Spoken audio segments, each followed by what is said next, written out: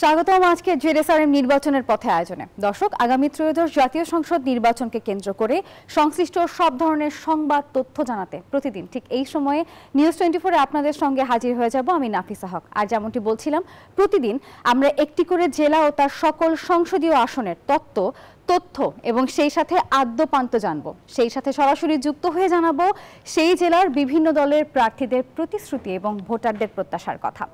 অনুষ্ঠানের এই পর্বে আজকে আমরা জানবো আসন্ন ত্রয়োদশ জাতীয় সংসদ নির্বাচন উপলক্ষে রংপুর জেলার নির্বাচনের সংবাদ এবং রংপুর জেলায় কি চলছে নির্বাচনী এই প্রচারণা নিয়ে এবং সেখানকার আদ্যপান্ত জানাতে আমার সঙ্গে যুক্ত হবেন আমাদের রংপুর প্রতিনিধি রেজাউল করিম মানিক। পরিচিত হয়ে নিব মানিকের সঙ্গে।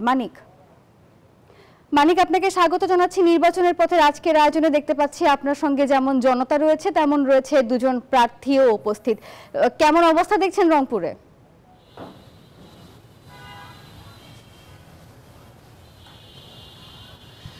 নাফিস, আপনি জানেন আন্দোলন এবং সংগ্রামের শহর কিন্তু রংপুর। এই আন্দোলন এবং সংগ্রামের শহর থেকে কিন্তু আসলে দেশের যে ভাগ্য বদল সেটি কিন্তু হয়। যার উজ্জ্বল দৃষ্টান্ত আবু সাইদের জীবনের মধ্য দিয়ে কিন্তু 24-এর বিপ্লব হয়েছে। সেই রংপুর কিন্তু আসলে 6টি অর্থাৎ নির্বাচনী আসন নিয়ে গঠিত। আমার পাশে রয়েছেন মিঠাপুকুর অর্থাৎ রংপুরের যে 5 আসন নির্বাচনী আসন, সেটি অধ্যাপক গোলাম রব্বানী বিএনপির প্রার্থী রয়েছেন। আমার এখানে রংপুর অর্থাৎ 3 আসন যিনি মহানগর বিএনপির সভাপতি শামসুজ্জামান সামু রয়েছেন। আমার পাশে রয়েছেন অধ্যাপক ATM অর্থাৎ আজম খান, তিনি মহানগর জামাতের আমির। এছাড়া রয়েছেন জামাতের কর্ম পরিষদের যিনি সদস্য এবং রংপুর 3 আসনের নির্বাচনী আসনের প্রার্থী অর্থাৎ মাহবুবুর রহমান বেলাল। এছাড়া রয়েছেন গণ অধিকার পরিষদের উচ্চতর পরিষদের যিনি সদস্য এবং রংপুর 1 আসনের যিনি সদস্য হানিফুর রহমান সজীব আমার সাথে আজকে রয়েছে। তারা কিন্তু তাদের নির্বাচনী ভাবনা আমাদের কাছে জানাবেন। আপনাকে যদি বলি যে আসলে এই রংপুর জেলায় আসলে ইতিমধ্যে প্রার্থীরা কিন্তু মাঠে নেমেছেন। তারা কিন্তু নানা ধরনের প্রতিশ্রুতি দিচ্ছেন ভোটারদের। কিন্তু ভোটাররা বলছেন বৈষম্যের শিকার এবং উন্নয়ন বঞ্চিত রংপুরকে যারা এগিয়ে নিয়ে যাবে, সংসদে যারা ভালো কথা বলবে এবং অধিকার আদায় করে নিয়ে আসবে, তেমন প্রার্থীকে কিন্তু ভোটাররা ভোট দিতে চান। আমরা তৃণমূলের ভোটারদের সাথে কথা বলছি, তারা বলছেন যে বারবার কিন্তু প্রতিশ্রুতি নেওয়া হয় এমপি হয়ে, এরপরে কিন্তু রংপুরের উন্নয়নে কিন্তু কোনো ভূমিকা রাখেন না। আপনি জানেন যে শতরঞ্জি পল্লী রয়েছে এখানে, হাড়িভাঙ্গা আম রয়েছে এখানে এবং তামাকের জন্য বিখ্যাত এই রংপুর কিন্তু আসলে কোনোভাবেই পিছিয়ে থাকতে চায় না। আমি প্রথমে একটু কথা বলতে চাই রংপুর মহানগর বিএনপির সভাপতি শামসুজ্জামান সামু। আপনি রংপুর 3 আসন থেকে ইলেকশন করছেন, আসলে ভোটারের সারা কেমন পাচ্ছেন এবং নির্বাচিত হলে কি করতে চান একটু বলবেন আমাকে? বিসমিল্লাহির রহমানির রহিম। আমি প্রথমেই 71-এর মুক্তিযুদ্ধ এবং যোদ্ধাদের শ্রদ্ধা জানাই। 2024-এর শহীদ আবু সাইদ সহ সকল শহীদের প্রতি শ্রদ্ধা জানিয়ে আমার কথা আমি শুরু করছি। আমি মনে করি যে পার্টির ভারপ্রাপ্ত চেয়ারম্যান জনাব তারেক রহমান রংপুর 3 আসন যদি আমাকে মনোনয়ন দেয়, আমি মনে করি যে আল্লাহর রহমতে এই রংপুরের মানুষের দীর্ঘ দিনের যে আশা আকাঙ্ক্ষার তার আমি প্রতিফলন ঘটানোর চেষ্টা করব। আপনি জানেন যে বৈষম্য বাংলাদেশের মধ্যে, এই বাংলাদেশ সৃষ্টি হওয়ার পর থেকে আজ অবধি রংপুরের মানুষ বৈষম্য শিকার। যে বৈষম্য বিরোধী আন্দোলন করেছে আমাদের ছাত্র জনতা, সেই বৈষম্য বাংলাদেশের মধ্যে একমাত্র রংপুরেই শিকার হয়েছে। আমি যদি জনগণের ভোটে নির্বাচিত হই, আমি এই বৈষম্য থেকে রংপুরের মানুষকে মুক্তি দিতে চাই।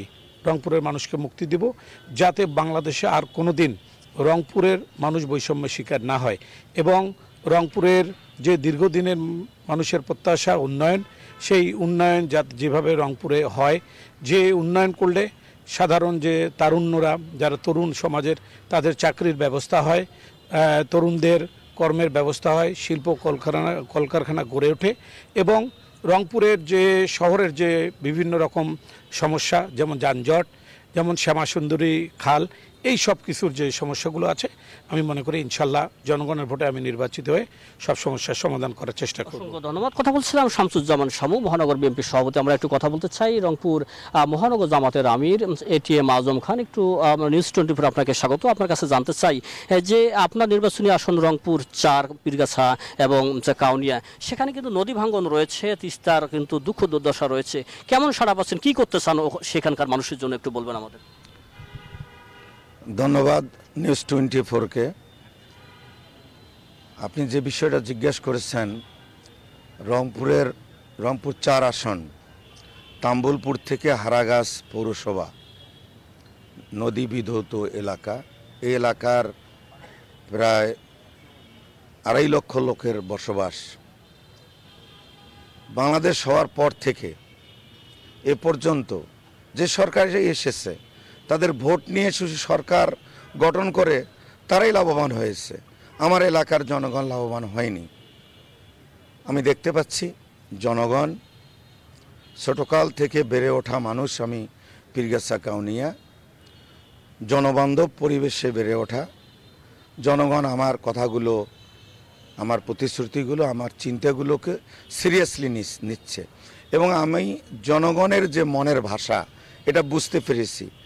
এজন্য আপনারা দোয়া করবেন, আল্লাহ তাআলা যদি কবুল করে আমি যদি এমপি নির্বাচিত হতে পারি, ইনশাআল্লাহ তিস্তা মহাপরিকল্পনা বাস্তবায়ন, এলাকার বেকার যুবকদের কর্মসংস্থানের ব্যবস্থা গ্রহণ, স্বাস্থ্য, শিক্ষা, রাস্তাঘাট এর উন্নয়ন, শিক্ষার ক্ষেত্রে বিশেষ করে অনেক অবহেলিত এবং বঞ্চিত এই এলাকার ছাত্র, অভিভাবক, এলাকার মানুষ, এজন্য প্রয়োজনীয় উন্নয়ন করার জন্য আমি আমার পক্ষ থেকে যথার্থ চেষ্টা করব ইনশাআল্লাহ। ভোটারদের সাড়া কেমন পাচ্ছেন? ভোটারদের সাড়া যেখানেই যাচ্ছি সেখানেই বলছে জনগণ দুইটা কথা বলছে, চেতনাটা যেন 52-র চেতনা যেন 71-এর চেতনা যেন 36শে জুলাইয়ের চেতনা। সবাইকে দেখা শেষ, এবার সদক্ষ এবং যোগ্য নেতৃত্ব আমরা নিয়ে আসব, এই কথা বলছে জনগণ। ব্যাপক সাড়া পাচ্ছি আমি ইনশাআল্লাহ। ধন্যবাদ। কথা বলছিলাম মহানগর জামাতের আমির, তিনি কিন্তু বলছেন যে তিনি সাড়া পেয়েছেন, একই কথা বলছেন কিন্তু মহানগর যে বিএনপির যে সভাপতি রয়েছেন। আমরা একটু কথা বলতে চাই রংপুর 5 আসনের যিনি বিএনপি অর্থাৎ মনোনীত প্রার্থী অধ্যাপক গোলাম রব্বানী, একটু আপনার কাছে জানতে চাই, সংগ্রামের কিন্তু অন্যতম একটি উপজেলা মিঠাপুকুর, তো সেখানে অনেকটি বৃহত্তর উপজেলা, কেমন সাড়া পাচ্ছেন, কি উন্নয়ন করতে চান একটু আমাদেরকে বলুন। ধন্যবাদ আপনাকে। মিঠাপুকুর উপজেলা সারা বাংলাদেশের মধ্যে দ্বিতীয় বৃহত্তম উপজেলা। এলাকায় 17টি ইউনিয়ন রয়েছে। এলাকায় বিভিন্ন আন্দোলন সংগ্রামে মিঠাপুকুরের মানুষ সবসময় সক্রিয়। আমরা মিঠাপুকুরের মানুষের অর্থনৈতিক মুক্তি দিতে চাই। গত স্বাধীনতার পর আমরা বিএনপি একবার ক্ষমতা সংসদে ছিল 1978 সালে, তার পরবর্তীতে আমাদের এখানে জনগণের ভোটে বিভিন্নভাবে ভোটকে লুণ্ঠিত করা হয়েছে। কিন্তু এবারের সামনের যে আগামী ফেব্রুয়ারির যে নির্বাচন হবে 2026 সালে, আমরা যদি জনগণের ভোটে নির্বাচিত হতে পারি, জনগণ যদি ধানের শেষে ভোট দেয়, ইনশাল্লাহ মিঠাপুকুরের মানুষের আমরা অর্থনৈতিক মুক্তি দিতে চাই। মিঠাপুকুরের মানুষকে বিভিন্নভাবে ধোঁকা দেওয়া হয়েছে। রাস্তাঘাটে এখনও অবকাঠামো অত্যন্ত দুর্বল, এখানে যোগাযোগ ব্যবস্থা অত্যন্ত খারাপ, স্বাস্থ্যসেবার মান অত্যন্ত নিম্নমানের, বেশ করে মাদক অবস্থা অত্যন্ত ভয়াল থাবা, গ্রামে আনাচে কানাচে মাদকের বিস্তার ঘটেছে। এই সমস্ত হাত থেকে রক্ষা করার জন্য এখানে অবশ্যই আমরা চাই বিএনপির পক্ষ থেকে ধানের শীষের প্রতীক নিয়ে যদি আগামীতে আমাকে নমিনেশন দেওয়া হয়, আমি নির্বাচিত হতে পারলে ইনশাল্লাহ এই সমস্ত সমস্যার সমাধান করব। পাশাপাশি যেহেতু কৃষিপণ্য এলাকা হচ্ছে মিঠাপুকুর, এখানে ব্যাপক রবি শস্য ফসল ফলে, বিভিন্ন সবজির আবাদ হয়। এখানে যাতে করে হাড়িভাঙ্গা আম রয়েছে, এই হাড়িভাঙ্গা আম মানে যাতে যে মৌসুমের সময় কৃষকরা সঠিক ন্যায্য মূল্য পায় না, যাতে করে আমরা কৃষিভিত্তিক কিছু শিল্প বা স্থাপন করতে পারি, এর জন্য প্রয়োজনীয় পদক্ষেপ গ্রহণ করব, যাতে করে মিঠাপুকুরের মানুষের বেকার ছেলেমেয়েদের কর্মসংস্থানের ব্যবস্থা হয় এবং ছেলেমেয়েদের লেখাপড়ার মানের উন্নয়ন হয় এবং মিঠাপুকুরের মানুষ অর্থনৈতিকভাবে স্বাবলম্বী হয়। এ ব্যাপারে আমরা চেষ্টা করব। এই ব্যাপারে আমরা মিঠাপুকুরের মানুষের ব্যাপক সাড়া পাচ্ছি। আমি বিশেষ করে মিঠাপুকুরের বিভিন্ন ইউনিয়নে ঘুরতেছি, তাদের সঙ্গে কথা বলতেছি, তারা ব্যাপকভাবে উৎসাহ দেখাচ্ছে। তারা বিএনপির সঙ্গে আছে, তারা তারেক রহমানের সঙ্গে আছে, তারা বেগম খালেদা জিয়ার সঙ্গে আছে। কথা বলছিলাম 3 জন প্রার্থীর সাথে, তারা কিন্তু বলছেন যে জনগণের সাড়া পাচ্ছেন। একটি বিষয় বলে রাখি নাফিসা, রংপুরে কিন্তু আসলে তরুণ ভোটার যারা রয়েছে তারাই কিন্তু ভোটের চিত্র পাল্টে দেবে। কারণ হচ্ছে ভোটের যে সমীকরণ, যারা 17 বছরে ভোট দিতে পারেনি সেই ভোট যারা কাছে টানবে সেই দলের কিন্তু প্রার্থী কিন্তু নির্বাচিত হবে, এমনটাই কিন্তু বলছে। তো আপাতত এই ছিল আমার কাছে নাফিসা, রংপুর থেকে সর্বশেষ। মানিক, ধন্যবাদ আপনাকে। দর্শক, সহকর্মী মানিক যুক্ত হয়েছিলেন আমাদের সঙ্গে এবং তিনি কথা বলছিলেন দুজন সম্ভাব্য প্রার্থীর সঙ্গে এবং তারা জানাচ্ছিলেন তারা আসলে এখনো পর্যন্ত রংপুরে কি কি বিষয়ে অনেক বেশি সমস্যা রয়েছে রংপুরে এবং সেই সমস্যার সমাধানে তারা কি কি উদ্যোগ নিতে চায়। আর রংপুর জেলা নিয়ে আরও অনেক তথ্য আছে আমাদের কাছে, সবই জানাবো। তবে এই পর্যায়ে সময় হলো একটি বিরতির। দেখছেন জেডএসআর নির্বাচনের পথে, সঙ্গেই থাকুন।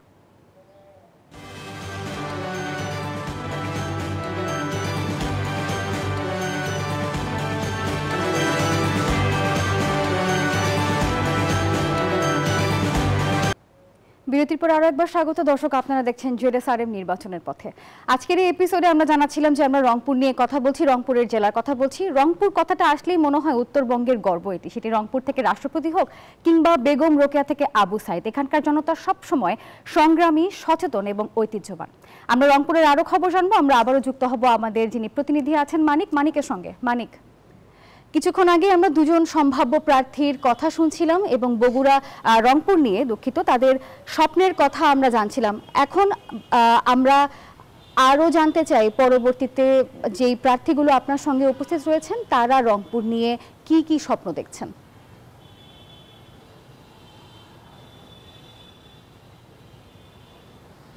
নাফিসা, আপনাকে বলেছিলাম যে রংপুর থেকেই আসলে দেখা যায় যে প্রতিবারই সরকারের নীতি নির্ধারণের পর্যায়ে থেকে যান, তারপরও কিন্তু অবহেলিত, বঞ্চিত রংপুরের মানুষ, রংপুরের উন্নয়ন থেকে বঞ্চিত।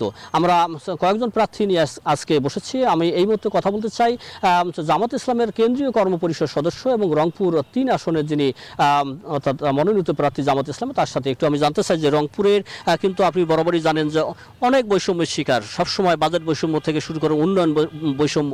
তো এই পর্যায়ে আপনি যদি নির্বাচিত হন, জামাতের কেন্দ্রীয় পর্যায়ে রয়েছেন, জনগণকে নিয়ে কি ভাবছেন আপনি একটু বলবেন আমাদের। ধন্যবাদ নিউজ 24-কে এই আয়োজন করার জন্য এবং শুভেচ্ছা যারা দর্শক আছেন সবার প্রতি। আসলে জুলাই অভ্যুত্থানের প্রেক্ষাপটে আমাদের জাতির একটা নতুন প্রত্যাশা জন্ম নিয়েছে। সেটা হলো এই দেশ ফেসিবাদের হাতে মুক্তি পাওয়ার পর, দুঃশাসন থেকে মুক্তি পাওয়ার পর নতুনভাবে যাত্রা করতে চায় বৈষম্যহীনতার পথে, মানবিকতার পথে। এটা আমরা সবাই জানি। আমি তো রংপুরে আমার জন্ম, আমি এই মাটির সন্তান, এখানেই বেড়ে ওঠা, এখানেই লেখাপড়া। তা আমি জ্ঞান হওয়ার পর থেকেই দেখছি যে আসলে আমার অভিজ্ঞতা হলো যে রংপুরের যারা প্রতিনিধিত্ব করেছেন সরকারে, তাদের যোগ্য রোল প্লে করেন নাই, ভূমিকা রাখেন নাই। তারা নিজস্ব ব্যক্তিগত স্বার্থ হাসিল করছেন, দলীয় স্বার্থ হাসিল হয়েছে হয়তো। কিন্তু রংপুর একটা পুরনো জেলা, আপনারা জানেন, ব্রিটিশ আমলের জেলা এবং পুরনো জনপদ, গুরুত্বপূর্ণ জনপদ এবং জাতীয় উন্নয়নে, জাতির গঠনে, গণতান্ত্রিক প্রতিষ্ঠান বিনির্মাণে তার বিরাট ভূমিকা আছে। কিন্তু আমরা বরাবরই অবহেলিত, বৈষম্যের শিকার। এজন্য এখন প্রশ্ন আসছে এই অভ্যুত্থানের পর, দ্বিতীয়বার স্বাধীনতা অর্জনের পর এই বৈষম্য অবসান হতে হবে। আমার প্রতি যদি জনগণ রায় দেয়, আমি দৃঢ়তার সাথে বৈষম্যের বিপক্ষে দাঁড়াবো এবং রংপুরের মানুষের ন্যায্য অধিকার যেটা, সেই ন্যায্য অধিকারের জন্য আমি বলিষ্ঠভাবে ভূমিকা রাখবো ইনশাআল্লাহ, আমি আশা করতে পারি। আপনারা জানেন যে আসলে রংপুরে দেন এখানে যে আমাদের কৃষিভিত্তিক যে অনেক অর্থনীতি, শক্তিশালী অর্থনীতি আছে, কৃষিপণ্য আছে, হাড়িভাঙাম বলেন বা আপনার আলু বলেন আর অন্য শাকসবজি বলেন, এটা কিন্তু অ্যাগ্রোভেস্ট ইন্ডাস্ট্রি গড়ে উঠতে পারে, যেটা আমাদের বেকার সমস্যা একটা বিরাট সমাধান হতে পারে। আমাদের তরুণরা চাকরি পায় না এবং গিয়ে গার্মেন্টসে চাকরি করছে, অনেকে অত্যন্ত মানে কি বলে দিনহীন বিষয়ে, কর্মহীন অবস্থায় তারা দিন যাপন করতে বাধ্য হচ্ছে। এজন্য এখানে কর্মসংস্থানের ব্যবস্থা করতে হবে একটা কৃষিভিত্তিক শিল্প গড়ে তোলার মাধ্যমে। সেক্ষেত্রে আমি ভূমিকা রাখবো ইনশাল্লাহ। আর আরটা দুর্নীতিমুক্ত সমাজ গড়ার জন্য চেষ্টা করতে হবে। আমাদের যতটুকু উন্নয়ন পদ্ধতি একদিকে নেই, যাও পাওয়া যায় তাও দেখা গেল যে ওই গুড়ের পিঁপড়া খাওয়ার মতো অবস্থা আর কি, সব ওই দুর্নীতিবাজ খেয়ে ফেলে। কাজে দুর্নীতিও বন্ধ করতে হবে। সর্বোপরি কথা হলো যে আমরা একটা সুন্দর মানবিক সমাজ চাই, বৈষম্যহীন সমাজ চাই। সেই সমাজ বিনির্মাণে আমি মনে করি সবাই এগিয়ে আসতে হবে। আজকে এখানে যে আমরা আসছি, আমরা সবাই ফেসিবাদ বিরোধী শক্তির সহযোদ্ধা। এক্ষেত্রে আমরা যেই নির্বাচিত হই না কেন সবারই ক্ষেত্রে বলিষ্ঠ ভূমিকা আমি প্রত্যাশা করি, সবারই ক্ষেত্রে বলিষ্ঠ ভূমিকা আমরা রাখার মাধ্যমেই আগামী দিনে নতুন বাংলাদেশ, বিশেষ করে আমরা এই রংপুর জেলাকে একটা উন্নত বাংলাদেশের সহযাত্রী হিসাবে গড়ে তুলতে সক্ষম হব, আমি আশাবাদী। অসংখ্য ধন্যবাদ। কথা বলছিলাম অধ্যাপক বেলালের সাথে, তিনি কিন্তু বলছিলেন তার ভাবনার কথা। আমরা কথা বলতে চাই যে তিস্তা বিধৌত গঙ্গাচড়া উপজেলা, যেটি রংপুরের 1 আসন, সেখানে গণ অধিকার পরিষদের উচ্চতর পরিষদের যিনি সদস্য রয়েছেন তিনি সেখানকার থেকে নির্বাচন করবেন। হানিফুর রহমান সজীব, একটু আপনার কাছে জানতে চাই যে গঙ্গাচড়া নিয়ে আপনার ভাবনাটি কি একটু আমাদেরকে বলুন। আসসালামু আলাইকুম, ধন্যবাদ আমাকে কথা বলার সুযোগ করে দেওয়ার জন্য। আপনারা জানেন যে উত্তর অঞ্চল গঙ্গাচড়া একটি অবহেলিত অঞ্চল।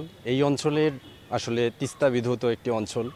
অধিকাংশ ইউনিয়ন তিস্তার মধ্যে বিলীন হয়ে যায়। বিভিন্ন সময় খরা মৌসুমে উত্তপ্ত খরার কারণে চরের মধ্যে পতিত হয়, পরবর্তীতে বর্ষা মৌসুমে হয় প্লাবিত। এই অঞ্চল ইতিপূর্বে বিভিন্ন রাজনৈতিক দেউলিয়া দলগুলো সেখানে তারা রাজনীতি পরিচালনা করেছে। এখানকার সহজ সরল মানুষ তাদেরকে নির্বাচিত করেছে, কিন্তু যে উদ্দেশ্য নিয়ে তাদেরকে নির্বাচিত করেছে সেই উদ্দেশ্য তারা কখনো পূরণ করেনি, যার কারণে এখানকার মানুষ এখনও অর্থনৈতিকভাবে মুক্তি লাভ করতে পারে নাই। আমাদের গণ অধিকার পরিষদ একটি তারুণ্য নির্ভর দল। আপনারা জানেন 2018 সালের একটি অরাজনৈতিক আন্দোলনকে কেন্দ্র করে আমাদের উত্থান হয়েছে, এবং যার পরবর্তী যে বিষয়বস্তু ফুটে উঠেছে সেটি হচ্ছে যে একটি ফ্যাসিস্ট শেখ হাসিনার পতন হয়েছে, ফ্যাসিবাদের পতন হয়েছে।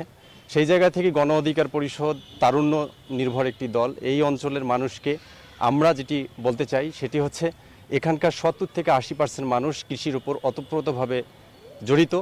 এই কৃষি বাঁচাতে হবে, যার কারণে কৃষকদের ন্যায্য মূল্যে পণ্য বিক্রয় করার ব্যবস্থা করা, পাশাপাশি এখানকার সার, কীটনাশক এবং আধুনিক যে সরঞ্জাম রয়েছে, বীজ রয়েছে, সেগুলো সুলভ মূল্যে কৃষকদের সরবরাহ করাই আমাদের মূল লক্ষ্য থাকবে। পাশাপাশি এই এলাকার মানুষ স্বাস্থ্য ঝুঁকির মধ্যে সবসময় রয়েছে, কারণ প্রায় 4 লক্ষ মানুষের জন্য 50 শয্যা বিশিষ্ট একটি হাসপাতাল রয়েছে, যার কারণে প্রকৃত অর্থে এই এলাকার মানুষের স্বাস্থ্যসেবা সুনিশ্চিতভাবে হচ্ছে না। আমাদের যেটা মূল লক্ষ্য হচ্ছে এখানকার স্বাস্থ্যসেবা সুনিশ্চিতের জন্য আমরা পর্যায়ক্রমে সেখানকার এই স্বাস্থ্য কমপ্লেক্সগুলো বর্ধিত করব। পাশাপাশি শিক্ষার মান খুবই অনুন্নত, যার কারণে আমরা গবেষণাভিত্তিক শিক্ষার ব্যবস্থা কিভাবে করা যায় তার জন্য আমরা সর্বোচ্চ চেষ্টা করব। এবং এই অঞ্চলের মানুষ হানিফুর রহমান, একটু আমরা আবারও যেতে চাই মহানগর বিএনপি সভাপতি, আপনার কাছে একটু জানতে চাই যে রংপুর কিন্তু কৃষি নির্ভর, আলু কিন্তু মানুষকে নিয়ে আলু নিয়ে অত্যন্ত কৃষকরা কিন্তু ভোগান্তির শিকার হন প্রতি বছর, কিছু করতে চান কিনা একটু আমাদেরকে বলুন। আপনি জানেন যে বাংলাদেশ জাতীয়তাবাদী দলের ভারপ্রাপ্ত চেয়ারম্যান জনাব তারেক রহমান 31 দফা রাষ্ট্র মেরামতের জন্য 31 দফা প্রস্তাব জনগণের মাঝে উনি উত্থাপন করেছেন। সেই 31 দফার মধ্যে এই কৃষি ভিত্তিক শিল্প কলকারখানা গড়ে তোলার জন্য উনি সেই 31 দফায় সংযোজিত করেছেন। এবং 31 দফার একটা দফা আছে যে এই রংপুর অঞ্চলের মানুষের ভাগ্যের পরিবর্তনের জন্য যেখানে এই কৃষি শিল্প তৈরি করা দরকার, এই কৃষি শিল্পর মাধ্যমে এই অঞ্চলের মানুষের ভাগ্যের পরিবর্তন করা সম্ভব, সেটি ইনশাল্লাহ তারেক রহমানের নেতৃত্বে আমরা সেই কাজটা করব। কথা বলছিলাম শামুর সাথে, আমরা একটু কথা বলতে চাই জামাতের আমির মহানগর, আর সংক্ষিপ্ত আকারে জানতে চাই, আমরা আমাদের অত্যন্ত শেষ পর্যায়ে এসেছি যে রংপুর অঞ্চলের মানুষ কিন্তু নানা ধরনের অর্থাৎ বেকার সমস্যায় ভোগে, হতাশায় ভোগে, সেখান থেকে কিছু করতে চান কিনা একটু বলুন। রংপুর অঞ্চলের মানুষ বৈষম্য শিকার, যোগ্য হলেও অযোগ্য, নিরূপ হয়ে অযোগ্য থাকে। এখানকার লোক লক্ষ লক্ষ টন আলু সহ কৃষি পণ্য উৎপাদন করে থাকে। এখানকার ছাত্ররা, আমরা এক কথায় আমরা মফিজের দেশ, এই নাম থেকে আমাদেরকে উদ্ধার করার জন্য আমি ইনশাল্লাহ আমাদের দল এ চিন্তা করছে, এবং এমপি নির্বাচিত হতে পারলে এর নাম ঘুচানোর জন্য যা করা দরকার ইনশাল্লাহ দোয়া করবেন সকলে, আমি সেটা করার চেষ্টা করব। বলছিলাম আসলে রংপুরের বিভিন্ন নির্বাচনী যে আসনগুলো রয়েছে সেসব আসনের প্রার্থীদের সাথে তারা কিন্তু বলছেন নানা ধরনের প্রতিশ্রুতি কিন্তু দিচ্ছেন। তারা কিন্তু বলছেন রংপুরের উন্নয়ন করবেন, অবহেলিত রংপুরের যে বৈষম্য সেটি দূর করবেন, এমনটা কিন্তু তারা বলছেন। আমরা আসলে শেষ পর্যন্ত অপেক্ষা করব যে আসলে এই রংপুর থেকে যারা নির্বাচিত হয়েছে এর আগে যারা সরকার প্রধান হয়েছে তারাও কিন্তু এই রংপুরে বাড়ি ছিল, কিন্তু রংপুর অঞ্চলের মানুষের কিন্তু দুঃখ কখনোই ঘোষেনি। এবারে কিন্তু 24-এর বিপ্লবের পর যদি অর্থাৎ যারা নির্বাচিত হবেন তারা কিন্তু রংপুর অঞ্চলের মানুষের ভাগ্যের যে বিপ্লব ঘটাবেন, এমনটা কিন্তু প্রত্যাশা। এই ছিল আমার কাছে নাফিসা রংপুর থেকে সর্বশেষ। রেজাল করিম মানিক, অসংখ্য ধন্যবাদ আপনাকে আমাদের সঙ্গে যুক্ত হওয়ার জন্য। দর্শক, রংপুর থেকে যুক্ত হয়েছিলেন আমাদের প্রতিনিধি এবং তার সঙ্গে ছিলেন সম্ভাব্য 5 জন প্রার্থী এবং 1, 3, 4, 5 এই 4 আসন থেকে কিন্তু এই 5 জন প্রার্থী ছিলেন। তারা বলছেন তারা নির্বাচনে জয়ী হলে একসঙ্গে যেরকম কর্মসংস্থানের ব্যবস্থা করবেন, সেই সাথে শিক্ষাক্ষেত্রে উন্নয়ন, পাশাপাশি বেকার সমস্যা দূরীকরণ থেকে আরও যা যা প্রয়োজন রংপুর জেলাকে উন্নয়নের কাতারে ফেলতে সবকিছুই কিন্তু তারা করবেন। এবং সর্বোপরি আসলে জনগণ যেটির জন্য বসে আছে সেটি হচ্ছে আসলে এগুলো শুধুমাত্র কথার বুলি, শুধুমাত্র প্রতিশ্রুতি, নাকি তাদের যোগ্য নেতা আসলেই এই আসন্ন ত্রয়োদশ নির্বাচনে জয়ী হয়ে আসলে রংপুর জেলার জন্য কিছু না কিছু করবেন। দর্শক, প্রত্যেক পর্বে আমরা এরকম বিভিন্ন জেলাতে যাই এবং সেই জেলার সবশেষ কি তথ্য আছে, প্রার্থীরা কি বলছে, সবকিছুই আপনাদেরকে জানানোর চেষ্টা করি। আজকে আমরা ছিলাম রংপুরের খবর আপনাদেরকে জানাচ্ছিলাম। দেখা হবে পরবর্তী পর্বে আর অন্য একটি জেলা নিয়ে জানবো সেই জেলার মানুষের প্রত্যাশা, প্রতিশ্রুতি সবকিছু নিয়ে। সে পর্যন্ত সঙ্গে থাকুন এবং দেখতে থাকুন ZSRM প্রেজেন্টস নির্বাচনের পথে।